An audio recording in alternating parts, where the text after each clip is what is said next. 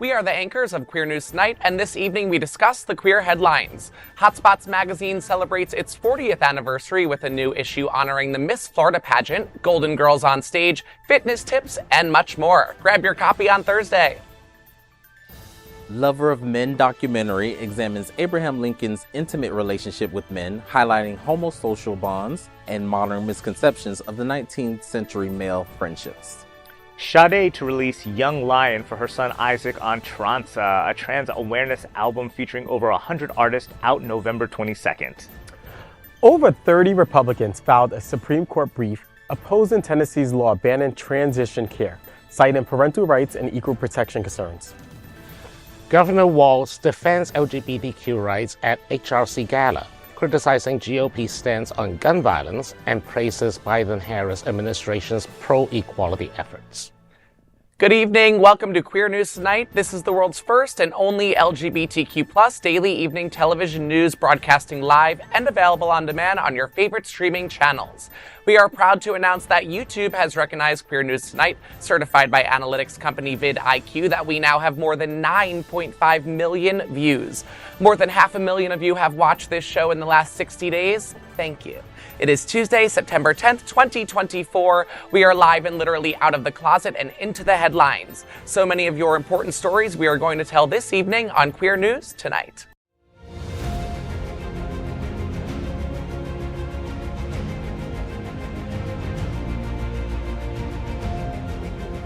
This is the world's first live daily LGBTQ evening news show, literally out of the closet and into the headlines on Queer News Tonight.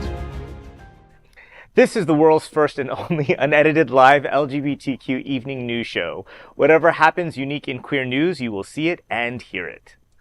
HOTspots magazine, Happening Out Television Network, is a nonprofit 501c3 media company in the same model of PBS and NPR, but designed for the queer community. Our mission is to support the 11 pillars of our LGBTQ community. We want to inform and educate the key issues of lesbian, trans, Latino, Black, healthcare, seniors, students, faith, social justice, business, and queer culture. Help us support our community. We are part of one of the largest LGBTQ+ network nonprofit media companies in America, HOTspots magazine and Happening Out Television Network.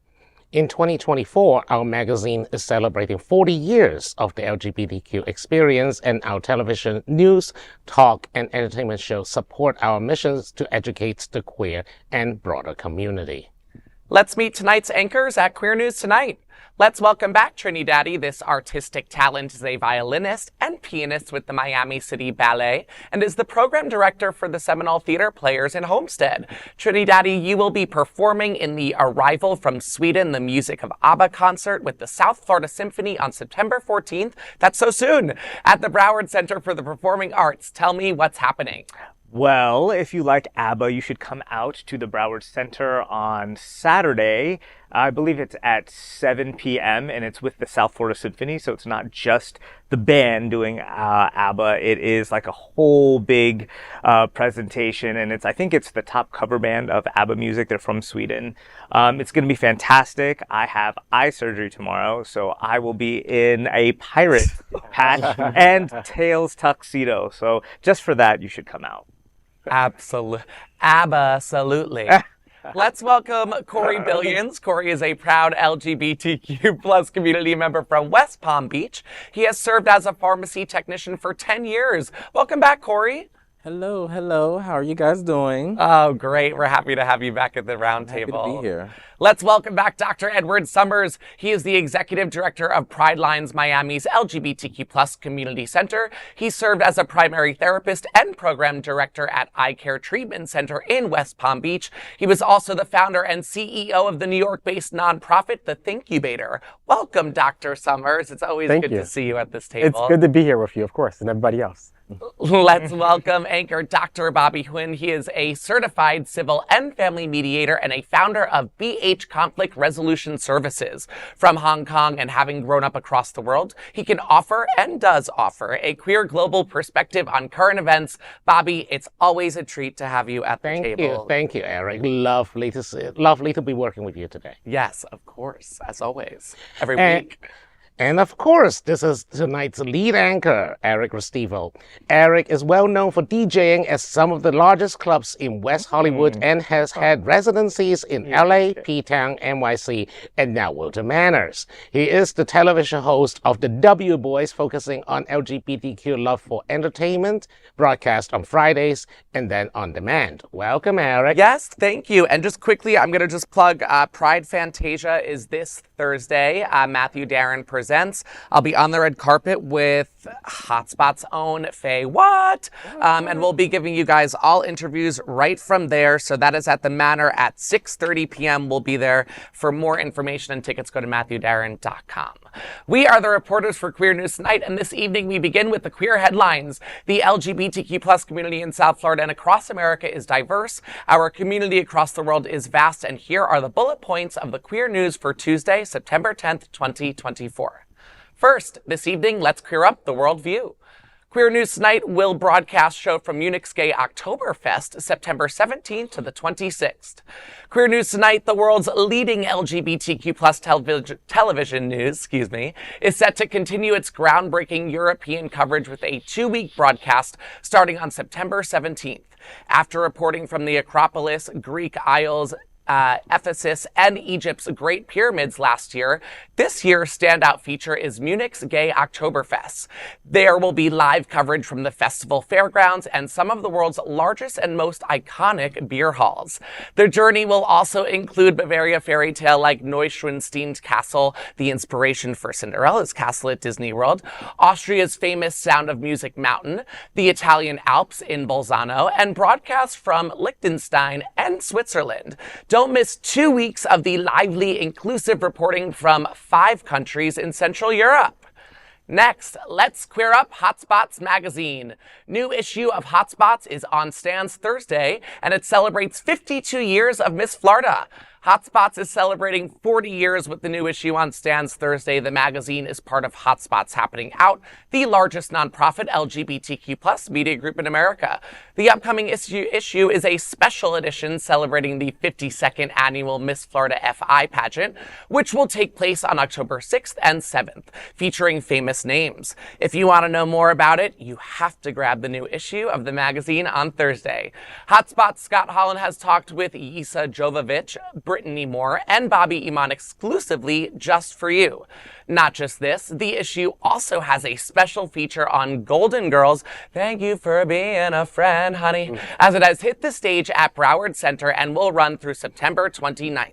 Scott sat down with Vince Kelly, who plays Blanche, for this exclusive HOTspots interview, which is available only in the magazine. Don't forget to read Hot Bodies by Leo Harley to understand the 4 essential elements of fitness. The next guest of Kings We Love is none other than Mr. Florida ME 2024-25, Bobby Iman. This is a must-read. Do you know La Puta Nota LPN After Hours is celebrating 12 years this coming Sunday, September 15th? Read all about it and more in the magazine. And, of course, you can read popular features like Deep Inside Hollywood by Romeo San Vicente and Out with Scott and What's Hot by Scott Holland. Grab your free copy of HOTspots magazine on stands Thursday, September 12th, or you might just miss out on all of the fun. Whew! Honey, I feel like I just read the whole magazine from start to finish. You did. Listen, I'll say it every time I get the honor of covering a HOTspots new issue on Stan's story. I am indecisive. Me and my husband never know where to go for dinner. We never know what's happening on the drive. You open that baby up, and it's all right there for you. Yeah. Love it. One-stop shop for everything queer. Thank you. No, I love it, and I'm looking forward to reading the article about the 4 elements of fitness. I'm trying to get back fit after this summer. I had my son and my nephew here, and I didn't work out at all, so I'm looking forward to that. And then that La Punta, whatever that is. Doesn't look like it. You know, I like it. Oh man, no.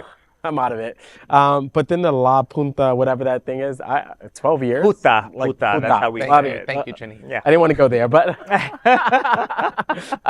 anyhow, that looks like fun. That looks like a good time, and it looks like my cup of tea. So looking forward to reading it. And so you better get your copy of it on this Thursday on the 12th. Congratulations on 40 years. I feel like 40 more is needed. And there are always stories about different things in the community, like the Golden Girls story. I have to go there. Queer print has gone through, I mean, just like every other print media, queer print has gone through a lot of turmoil in the last 20 years. You know, we've witnessed the shudder. I mean, even in Wilton itself, outside of HOTspots, we've gone through 7 different versions of the other magazine. Right. Like Alpha, Yeah. Yeah. And I'm just happy that HOTspots is keeping it running and making sure that our community has a free magazine that, you know, points out the resources we can go to. Yeah. And it covers a good range. They're in Palm Beach as well. Mm-hmm. Next, let's queer up politics. New documentary makes the case that Abraham Lincoln was gay. In the upcoming documentary, Lover of Men, The Untold History of Abraham Lincoln, director Sean Peterson delves into the long-standing speculation surrounding Lincoln's sexuality. The film examines Lincoln's intimate relationships with 4 men, including his close friend Joshua Speed. However, the film isn't just about sexual orientation, but explores homosocial bonds in the 19th century, when love between men was viewed differently than today. Peterson emphasizes we're not trying to make the case that Lincoln was an outlier. We're not even making the case that Lincoln was gay. We're making the case that Lincoln participated in behavior that was extraordinarily common at the time, end quote. Drawing from the years of Lincoln scholarship, the documentary portrays Lincoln's emotional connections as a significant part of his life, supported by letters and expert opinions. One historian, John Stouffer, noted, quote, very few scholars, especially Lincoln scholars, accept Lincoln as gay today. Why is that? If he was gay, it would explode their understanding of him, because he could not have then been the statesman that he was, end quote. The film features dramatized recreations and commentary from leading historians who point out the complexities of interpreting historical figures' private lives. Through this exploration of Lincoln's personal relationships, Lover of Men encourages viewers to reconsider the ways historical norms have shaped our understanding of iconic figures. At its core, the film aims to ignite conversation about love and intimacy between the constraints of modern labels. He is considered a sacred figure by both Republicans and Democrats. He led the nation through its greatest crisis. He's on our currency. We build monuments to him. He's the greatest president the United States has ever had. Today, the big question that people are asking is, was Abraham Lincoln gay? In the 19th century, for many men, their closest relationships were other men, and same for women. Men would live with another man when they're single, and often did, and shared beds. Lincoln probably slept in the same bed with men more than he did with women. One of the things that fascinates scholars is his bedding down with Joshua Speed for 4 years. There is love between those 2 men. When you put together all of the evidence, it's really startling. Lincoln has a type: dashing, daring. We have this notion that if you have an attraction like that, boom, that's your orientation. Sexuality through the mid-19th century was far more fluid. But for someone who wanted a political career, it was mandatory that you have a wife. Dear Speed, I shall be very lonesome without you. Yours forever, Lincoln. What you have in the 19th century was very strict marriage culture. Get married, and then everything is possible. Captain David Derrickson became friends with Lincoln while they were living here at the cottage. There is a soldier here devoted to the president, and when Mrs. L is not home, sleeps with him. What stuff? He was seen wearing the president's nightshirt. If you want a smoking gun, here it is. But then you see all these shifts to the end of the 19th century.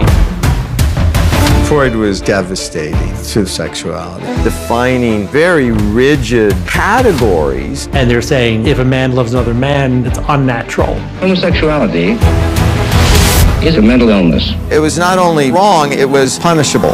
If Lincoln were to look down today, he would see the United States at a particularly fragile moment. History is so important because it allows us to understand who we were, who we might become. Lincoln's legacy is the insistence on equality. We have been in the hustle of power. If you can accept a queer Lincoln, you can accept queer people overall. He should inspire us to achieve a true democracy for everyone.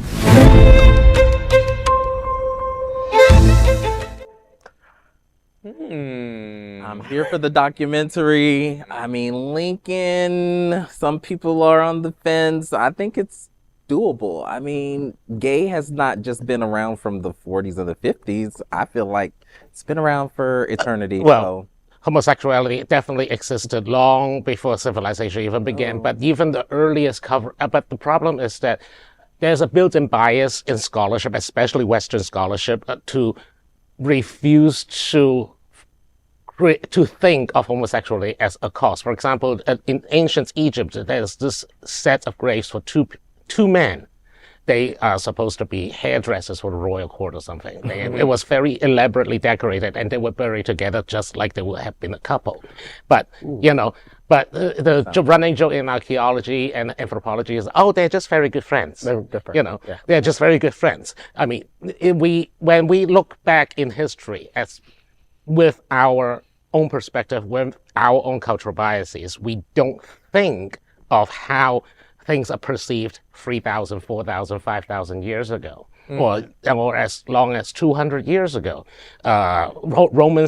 Ancient Rome has homosexual. The Roman bathhouses. Yeah, more Roman bathhouses. The vocabulary, the vernacular at that time to understand what's happening. Yeah. So, go ahead. Go ahead. So I was skeptical. I just thought it was kind of a headline. Come watch our show. We need some ratings. But I was interested, so I started reading a few of these letters. I started kind of seeing how many men he was sleeping in beds with and how many other men were in the room at the same time. Many of them were co-sleeping together. Mm-hmm. But my biggest question was, where was Mary? Where is your wife? So I'm like, maybe she died first. No, she didn't. She died well after. I think back on my own relationships, and I personally believe that sexuality is a spectrum. I don't think that everybody is or very few people are totally straight, totally gay, right? So if they have these loving bonds that are going on, who's to say that a handy didn't happen or something like that? So I do think that there is probably some truth to it with the bonds that they have, that things would naturally happen. As far as the societal norms and how common it was, I don't know. I have to read more about it because I feel like it's more common to sleep with your wife than it is to be sleeping with men as much as he was sleeping with men. So I'm not saying that he's gay, and neither is the person who put this documentary up, but it's just a really interesting look, and I really love the angle where they're going with it, which is if Lincoln, who is this beloved figure for both conservatives and liberals, it's like, okay, maybe he's going to help in some way his story break down some barriers and find some common ground. Well, I mean, it's great. But I think what I would say is that, well, first of all, having a beard is not, but the definition of a woman who acts as your heterosexual mate, even though not either or both parties are gay or lesbian, is not unusual, and it wasn't invented in the 80s. No, so way before. And of course, when we think about even royals who had homosexual relationships, they are still obligated to turn out the heir and the spare, given that how infant mortality is and how population was much lower than now. I mean, if we choose not to have kids, the earth will not fall apart. Right. But I think also societal pressures, societal norms back then is that, you the documentary said, you married, a woman, from a person from the opposite sex. And so I think that there was probably all types of relationships that existed, between men and women, women and women, and 3 and 4 or 5 people together. Who knows, right? But society, you had to present as you had a certain persona that you had to present. And back then too, you had to protect your family's name. You know, we have to think about like what it was like back then.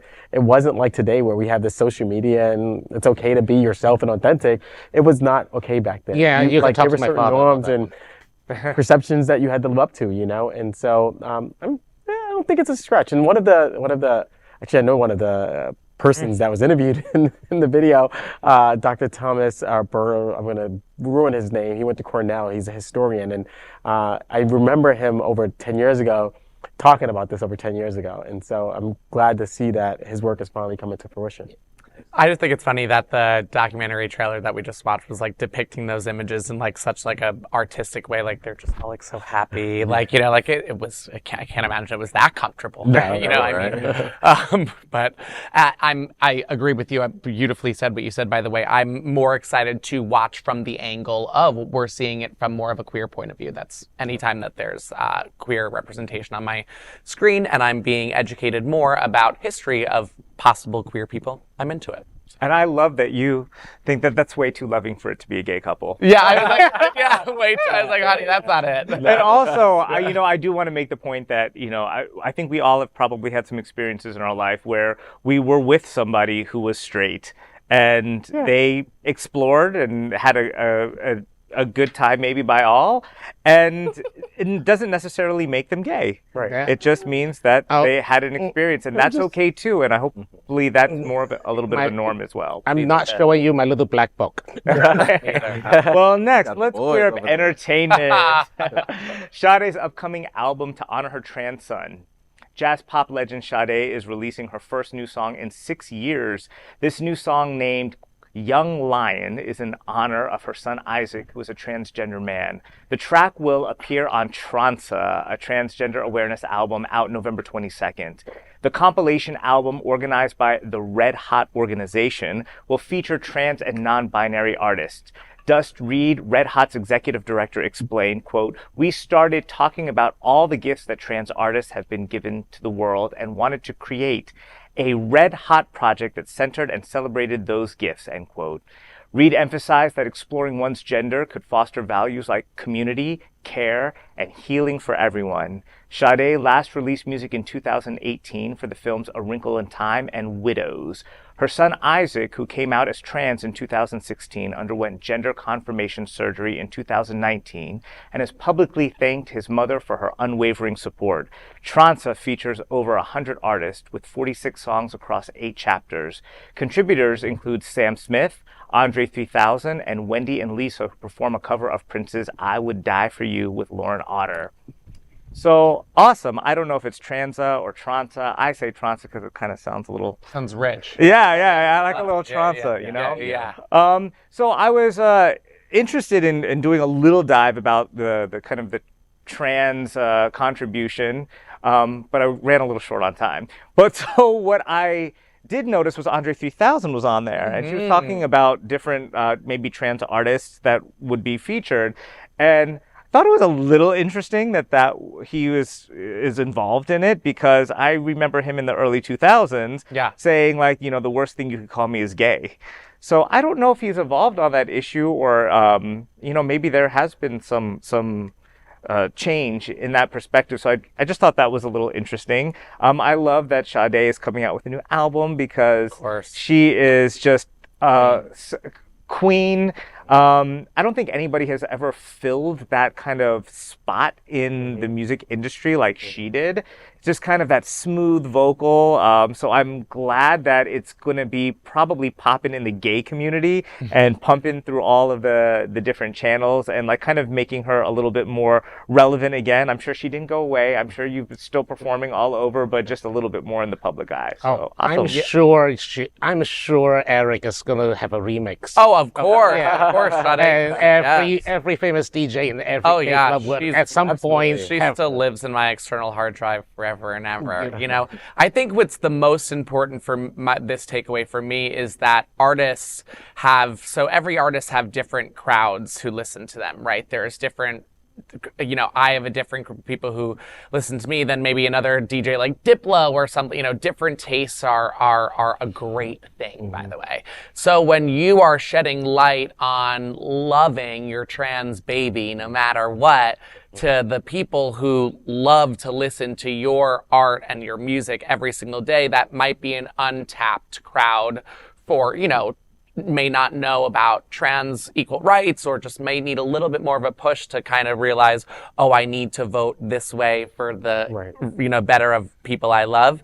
That's what it is for me. It's like, Sade, do that damn thing. Use your platform to get everyone that you can aware of how fabulous the trans community is. So no, I think it's amazing, and it's risque, right? As an artist, as anyone in public light, to the trans issues are kind of challenging in some communities, and particularly somebody who's an entertainer or a star, you just never know how it's going to play out. The people are going to support or not, and I think it's just very bold. And I think kudos to her, and big up to her, and we all should support this work that she's doing. She needs us in our community to support this work, and I think it's pretty amazing. I could appreciate her supporting her child. Any parent that loves their trans child or gay or homosexual, it's always appreciative, because there are not many that make it that far with their parents.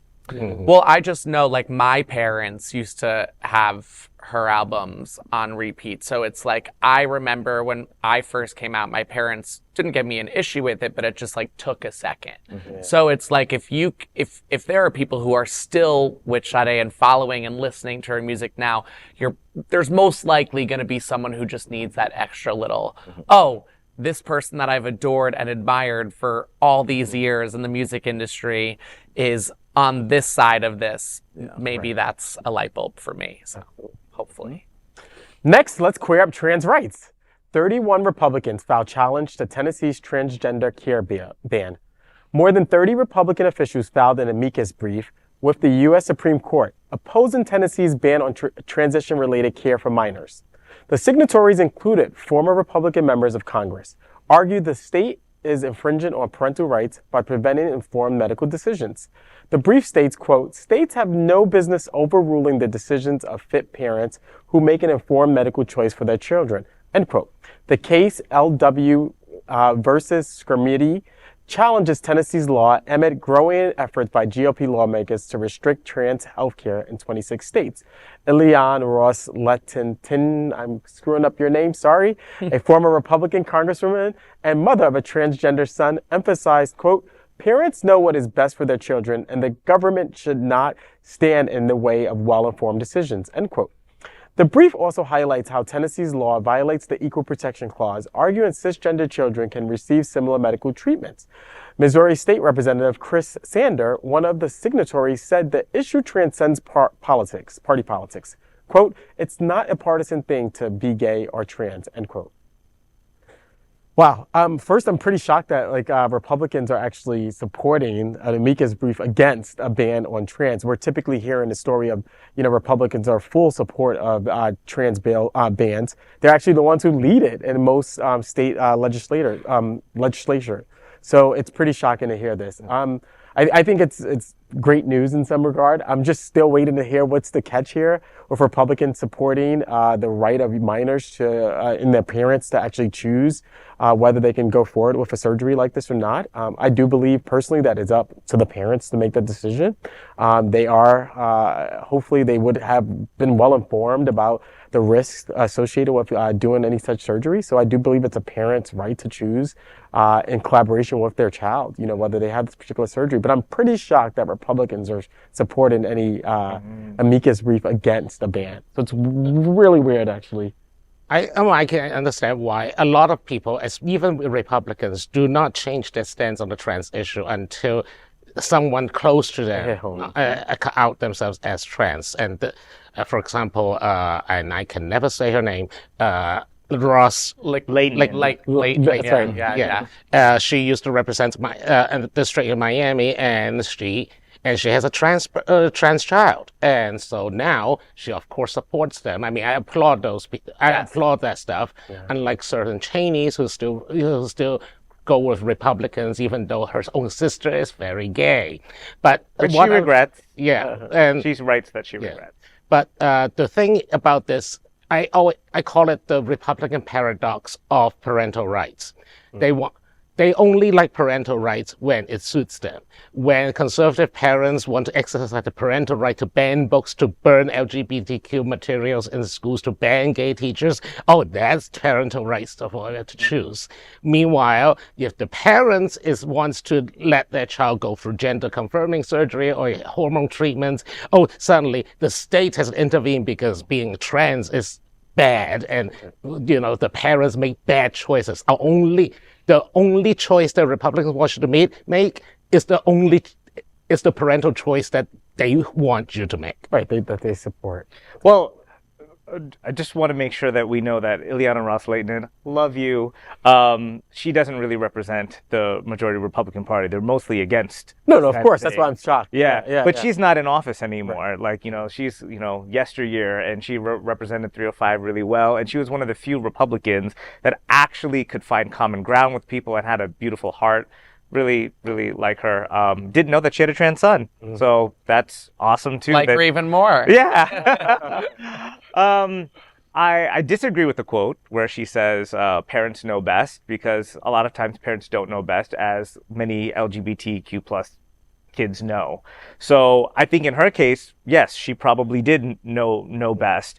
I'm personally, for many medical reasons, pretty much in almost all cases against any kind of chemical or surgical treatment for gender-affirming care under the age of 18 for many, many reasons, which we can get into at another time. However, her argument is sound when it comes to what the government's role in that is. And I think that's where doctors are involved. It should be between the parent and the medical professionals, because politicians are not medical professionals. And so in those rare cases in which a medical professional is saying this is the right course of action, and the parent agrees, and the child agrees, then they should be able to go ahead with whatever they need. So it is an infringement of the government on not just a parent's right, but just a civilians' rights in this human country. Rights in general. Well, I just want to know, when can the Republicans start turning the page and stop this attack on the trans? It's like, okay, we've heard it. I don't think they are going to. People are living, they're moving, there's laws that kind of stand behind them. There's some there that are against them. When it becomes politically expedient. Actually, they will back off from the anti-trans rhetoric when and if being anti-trans would somehow become taboo, or for but years. There's other topics that but to your talk about. Right. But to your point, Bobby, like we see 30 plus, Republicans actually sign this amicus brief. I think to your point that when it hits home, that's when it starts to change, right? And look at this particular issue, right? We have 30 of them, and I would surmount, I haven't done the research, but probably all 30 of them have somebody who's trans in their life, and now they all of a sudden have turned the table on whether they support this or not. So we need to make their kids trans. So I need Republicans. That's it. We cracked the code. And take them like Donald Trump says. One day, see us, Sonny. That's a story for a little bit later. Meanwhile, that was good. Meanwhile, let's queer up politics. Tim Walz slams Republicans at HRC Gala and stands by LGBTQ rights. Minnesota Governor and running mate of presidential candidate Kamala Harris, Tim Walz, delivers keynotes at the Human Rights Campaign annual gala, where he highlighted his dedication to LGBTQ rights and criticized his GOP opponent, Senator J.D. Vance, for calling school shootings a fact of life. Walz countered, saying, quote, "It's a fact of life. Some people are gay. But you know what's not a fact of life? That our children need to be shot dead in schools," end quote. Walz praised Vice President Kamala Harris for her support of queer rights, calling the Biden-Harris administration the most pro-LGBTQ plus in American history. He commended Harris for officiating some of the first same-sex marriages in California after 2015 United States Supreme Court ruling. Walz also underscored the importance of enacting red flag laws and banning assault weapons. He noted, quote, "Our kids should be free to go to school without being shot dead in the halls," end quote. In Congress, Walz was an early advocate for same-sex marriage and supported the repeal of Don't Ask, Don't Tell. As governor, he signed protections for transgender healthcare and banned conversion therapy, reaffirming Minnesota's commitment to LGBTQ rights. Walz emphasized the importance of fighting for human dignity and equality. He said, quote, "For God's sake, the bar is pretty damn low here to treat people like human beings," end quote. And so when we got the majority in Minnesota for the first time in over a decade, we had the governor's office, we had the House, and we had the Senate by one vote. And we got busy. First thing we did is we banned conversion therapy in Minnesota.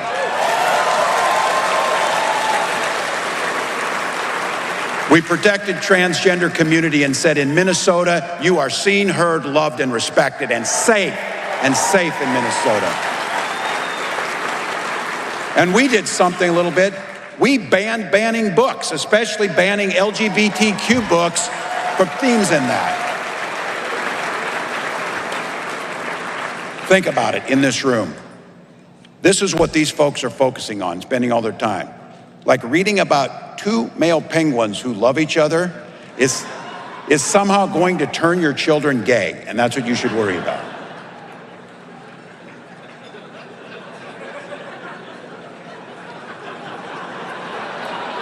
But here's what I'll tell you.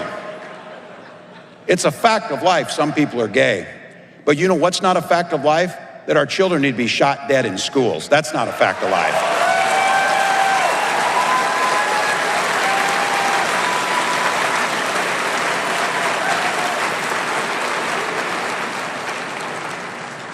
Folks are banning books, but they're okay with weapons of war being in our schools. Look, that's not this country. It doesn't have to be this way. It doesn't happen elsewhere. We're going to make sure our children are seen, they bring their authentic selves, and then we're going to make sure they're safe when they get there. So thank you all. I think that's a brilliant speech. And of course, and it is so refreshing to hear a politician speak without him speaking politician. Right. Yeah, Really you know what I mean? Yeah. Yeah. Yes. And I mean, I actually really like him as a vice presidential candidate, and I think Kamala made a great choice. Mm-hmm. Yeah, he's like, Uncle Tim, who you would drink a beer with, like he's very much humanized, versus, as you said, like this like politician that's very like mechanic. Yeah. He's very, he has empathy, he has passion. And you can hear it when he's talking about issues like at the HRC about gay rights and the mass shootings that happened. He's really passionate about it, and it's not just a canned speech. It's from passion. And the good thing, not the good thing, but the good thing is that he's been there. He's been in the classroom, right? Like he has these like human regular experiences that we all have had, being teachers and being coaches and mentors, and so he really has humanized the VP role. In our political system here. And I know that's been beaten to death, but of course Tim Walz was the sponsor for the Gay Straight Alliance at the high school that he worked at, and his wife helped students come out. So and this is not that recent. I mean, it is now a little bit while ago. So he might, I like the effort that he actually commit himself to an ally when allyship was not a huge thing that we now talk about today. Right.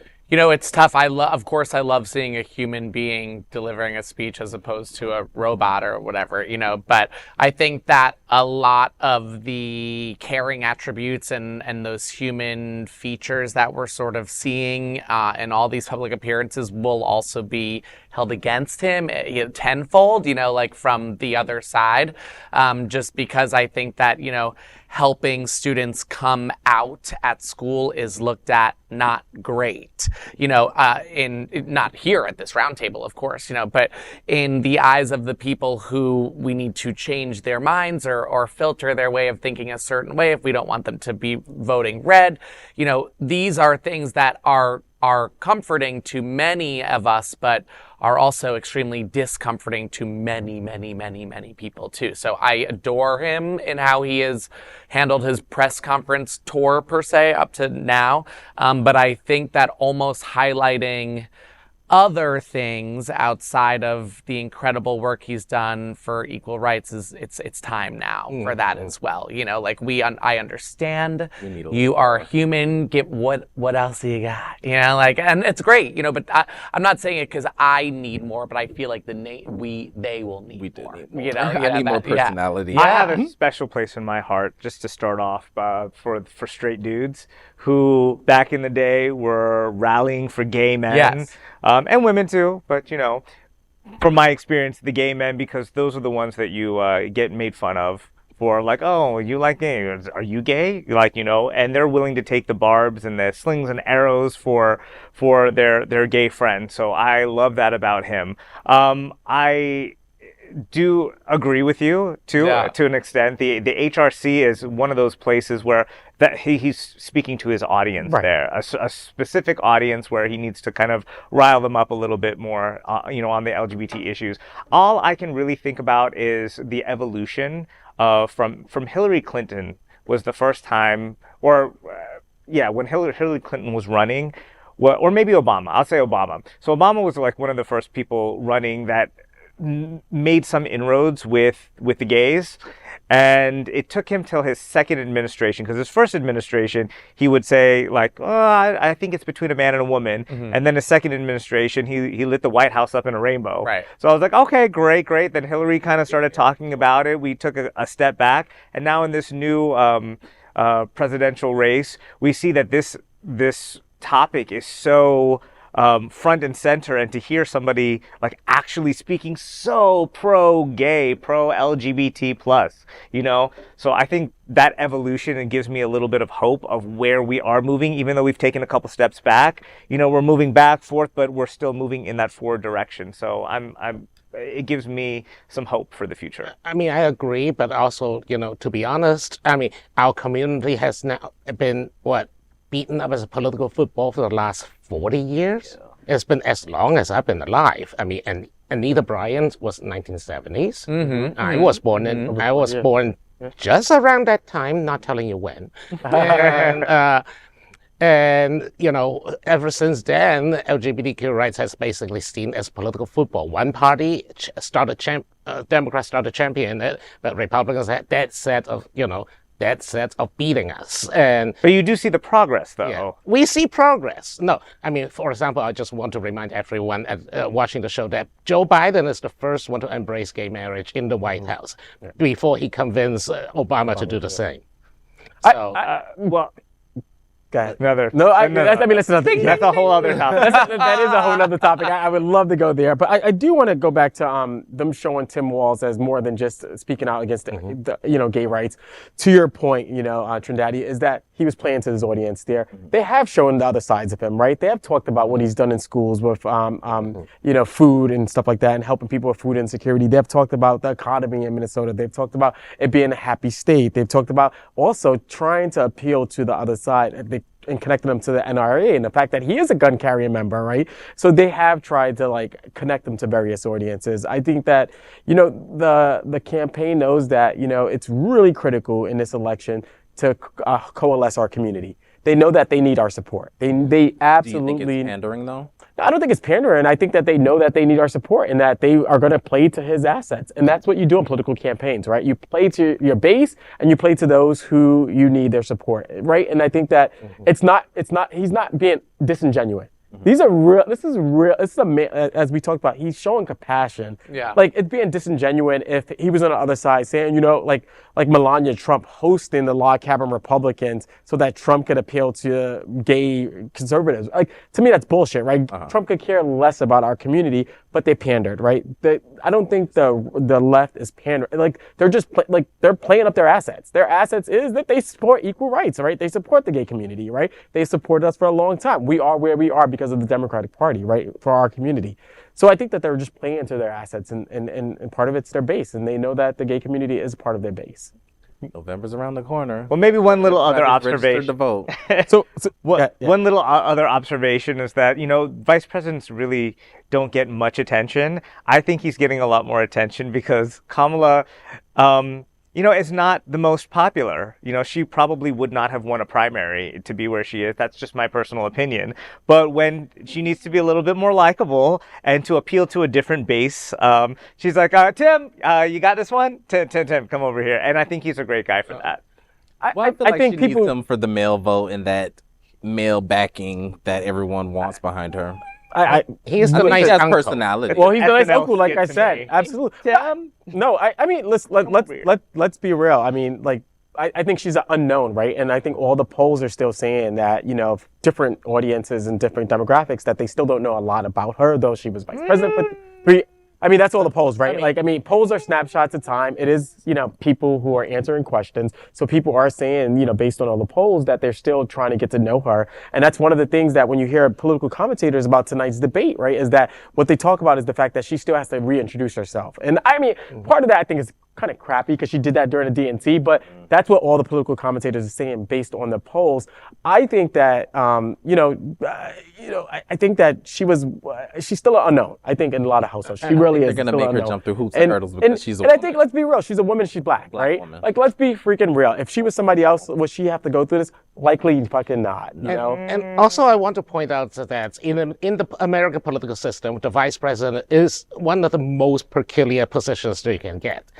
For one thing, the only qualification is to be alive. Right. Because you are literally the president in waiting. You don't have a policy portfolio. You're not a member. I mean, you are a member of the cabinet, but you don't have a department to run. Constitutionally, you don't have any real authority other than to fill in for the president. Earlier in American history, the vice president is not there most of the time. No, they don't need to. All you need, the only job they need to do is to step up if the big guy died. Right. But to your point, actually, I think that if we look historically at the presidency, it was Dick Cheney who allowed the vice presidency role to really have a lot of power, actually. He is the vice president who wielded so much power. And after that, actually, and I think a lot of people are saying that the vice presidency doesn't get a lot of attention. Post Cheney, the vice president has actually gotten a lot of attention. I think that's a big misnomer, because Cheney actually wielded all the power and Bush actually just followed him. And then after that, when we think about vice presidents after, Biden wielded a lot of power. Obama gave him a platform, and so vice presidents have emerged since Cheney with a lot of power, and they actually matter. Although people say that they don't matter, I think they matter significantly. To your point about Tim, Kamala is sort of deploying him where she needs him, right? He matters then, right? He matters if she's deploying him where she needs him, right? He wouldn't matter if he didn't matter, she wouldn't be deploying him, right? She would just be out there. Well, we can't wait for the debate tonight. Oh, God. I was going to say, I'm going to put a bookend on. That's right. Let's go. Next, let us explore the mysteries of Machu Picchu. Journey through Peru and explore Machu Picchu's ancient history with nonprofit HOTspots Happening Out Travel Club. This immersive adventure will take you from the bustling streets of Lima to the high-altitude wonders of Cusco, the sacred valley, and the breathtaking ruins of Machu Picchu. Enjoy expertly guided tours, first-class accommodation, and stunning train rides. This is your chance to experience Peru like never before while supporting the nonprofit mission of the club.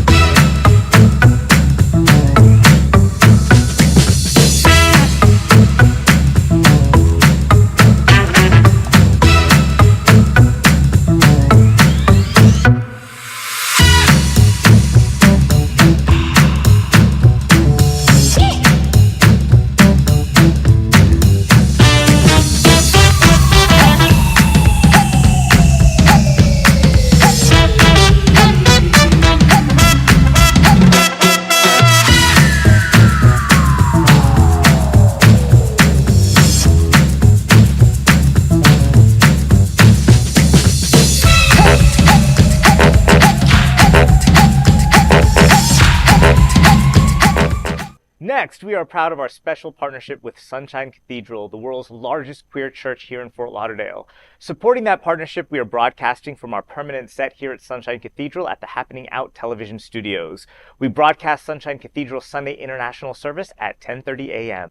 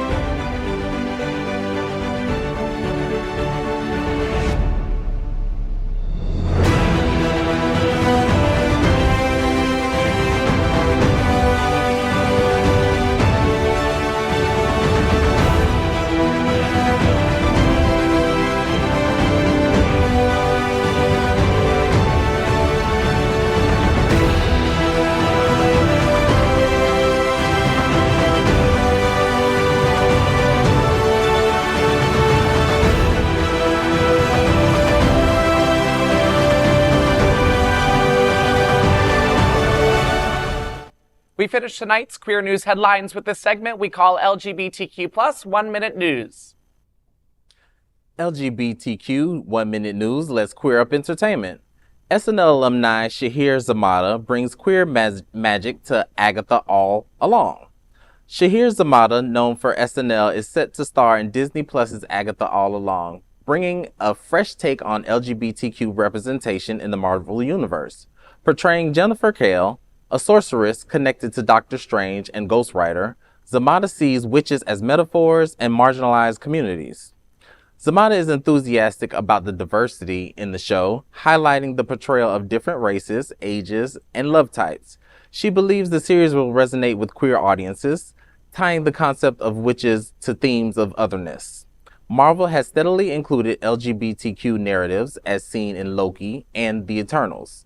With Agatha All Cumming premiering on September 18th, Zamata hopes the show will make a meaningful impact in the queer viewers. It should be noted that Zamata came out of the closet this past weekend, calling herself, quote, a late-in-life lesbian, end quote, and joins out actor Joe Locke and queer icon Patti LuPone. At the end of WandaVision, Agatha lost her magic. How long have I been here? It's the most hated witch on the planet. Quote unquote evil. Has to recruit a ragtag group of witches to open the door to this road and go set out on this adventure. Because that's the only way I get my power back. What witch in her right mind would join Agatha Harkness's coven? The one and only Patti LuPone. Lilia Calderu, divination. I have flashes of sight, of vision. She's kind of batty all over the place. Alice Wu Gulliver, we need a protection witch to join us on the Witch's Road. She's getting in touch with her power that's been lying dormant for a long time. What do you say? What? Jennifer Kale, potions. You look amazing. I know. Her magic comes from chemistry and alchemy. Jennifer's really sarcastic. How are you? Awful. Definite love-hate relationship. Gang's all here. Wait, where's our green witch? Oh, I know who it is. A party? I'm gonna grab my purse. Looks like you've got your coven. What a team of rejects. What's up? I'm Rio. What's up? Hey. They just think I'm some kind of badass. Do I hate her or do I want her phone number? It's a real delightful group. They're just really freaking weird people. What's not to love? I never doubted us for a second.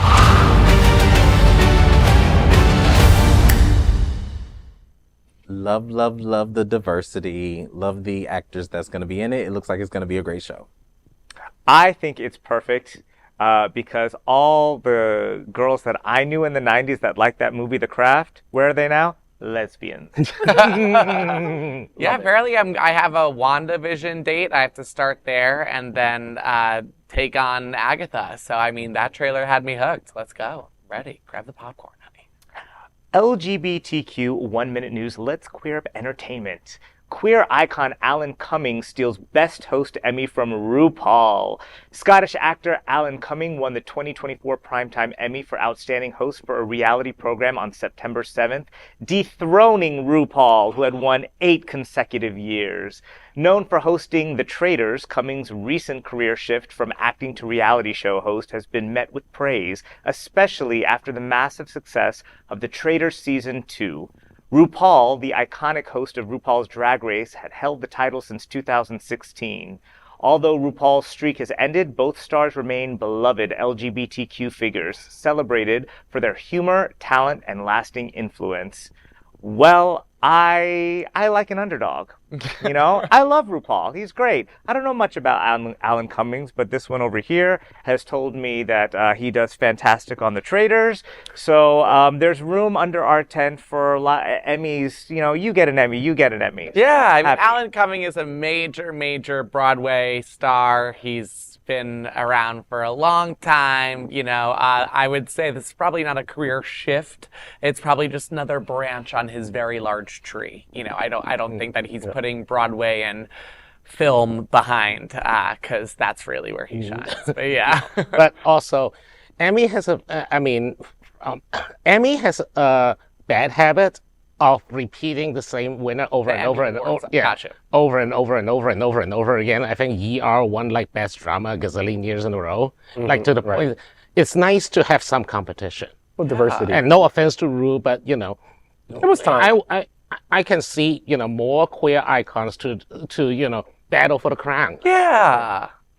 LGBTQ plus 1 Minute News. Let's queer up lesbian culture. Australian lesbian group wants to ban bisexual and transgender women. A lesbian group in Australia is appealing a 2023 ruling that denied their bid to exclude bisexual and transgender women from public events. The Lesbian Action Group, linked to the Anti-Trans LGBT Alliance Australia, sought an exemption from anti-discrimination laws, but was denied by the Australian Human Rights Commission. The AHRC rejected the request, citing concerns of discrimination. LAG claims young lesbians lack dedicated community spaces. The appeal seeks to create exclusive lesbian-only events.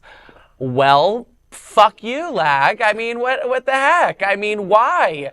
Sometimes the hate just like comes from your own community, and I will never understand that. I really won't. And this is like, you know, they also want to exclude bisexual women. Right. Which is like, okay, I mean, the TERFs, like, I know if you like loves J.K. Rowling, you just hate transgender people. But you know, what's with the ban on bisexual women either? Like, if that's the case, then half of our gay community will be divided in half, because a lot of us have previously dated or even had sexual intercourse with women. So that's basically essentially random, arbitrary gatekeeping. It goes back to what you said about being with someone straight. It's like how lesbians, like, I don't want to be with a bi girl because they're not going to really, like, do anything. They're just going to be bi for a second and then go on their way. So yeah, but back in the other story, we went back to... Right. So I actually will... Okay.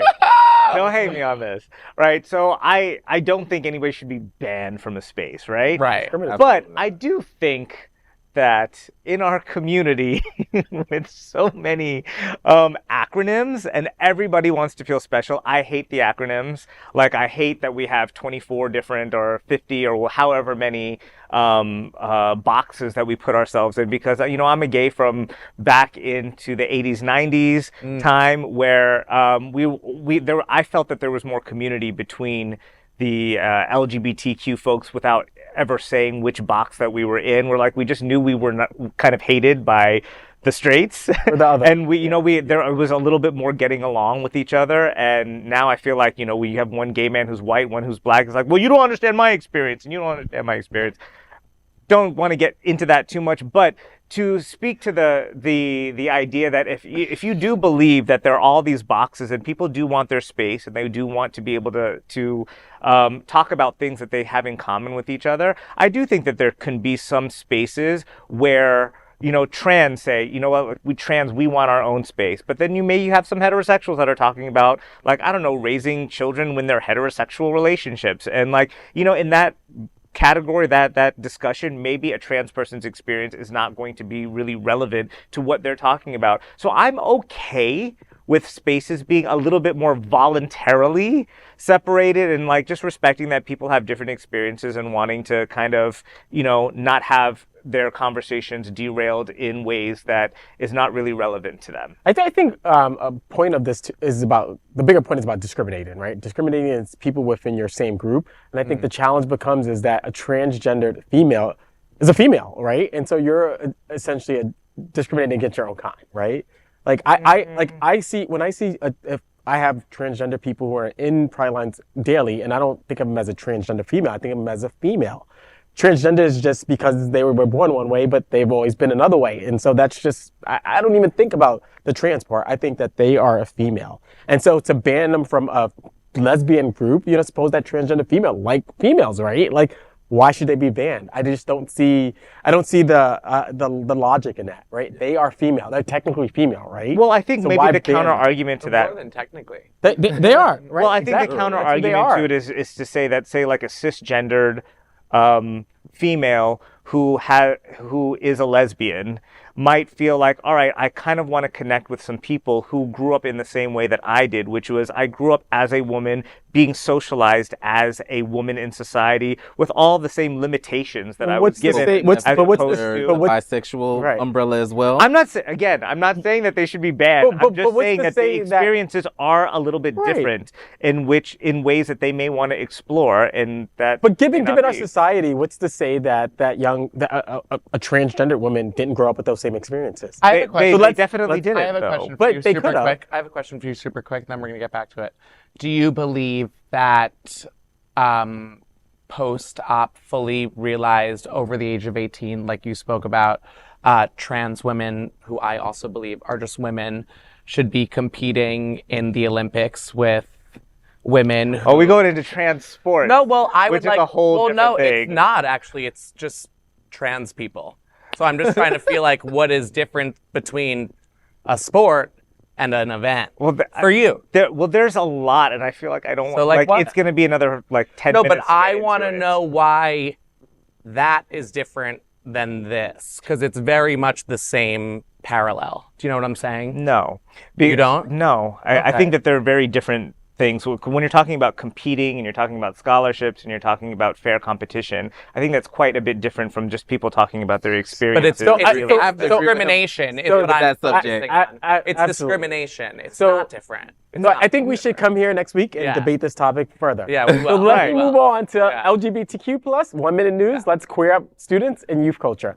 Donald Trump once again claims that kids are getting gender surgery at school.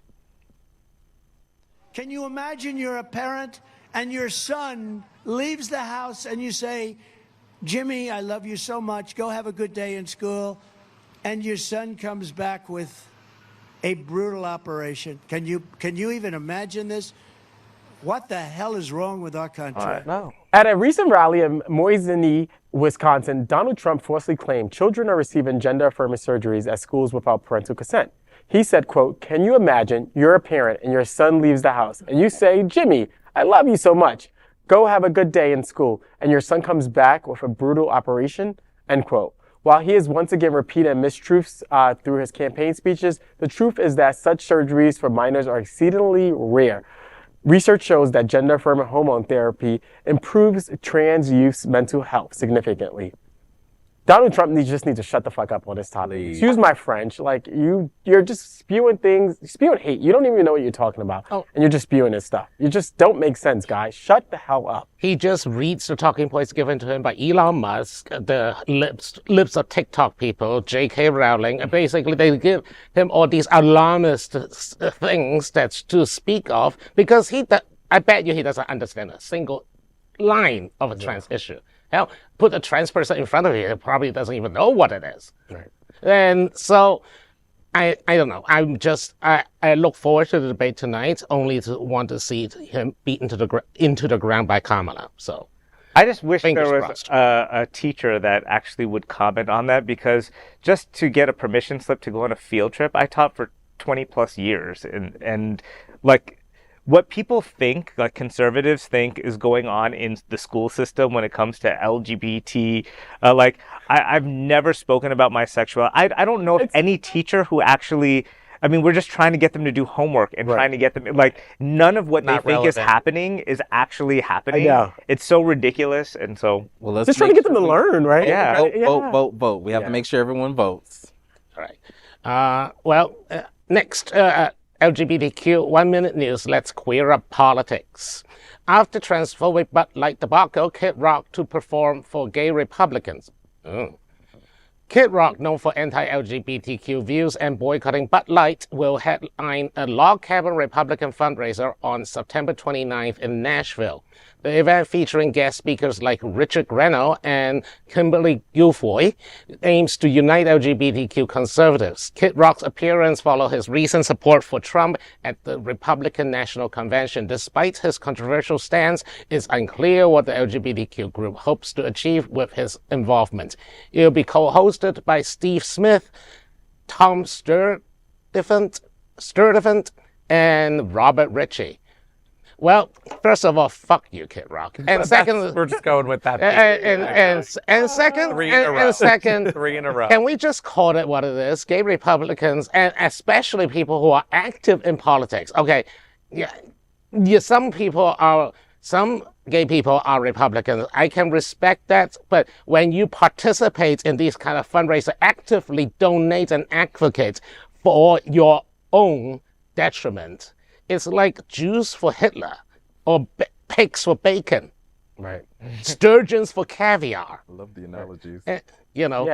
But go ahead. You go ahead. No, I just think it's so weird that he was just shooting up cans over Dylan Mulvaney, and he's like, all right, well, I guess I'll be the entertainment at the gay Republicans. So it shows that it's really about the money. But all I could think about when I heard this story was like, I really hope he gets drunk and starts making out with some dude, and it just gets like all over the news and just shows. It's a possibility. I know dudes like that. I don't think there will be a huge LGBTQ presence in the event in the first place, because to be honest, I don't think log cabin Republicans actually exist. I think it's just a front group propped up by social conservatives to say that, there are people like you that support our Lord and Savior. We're in a conspiracy, okay? You are not gay.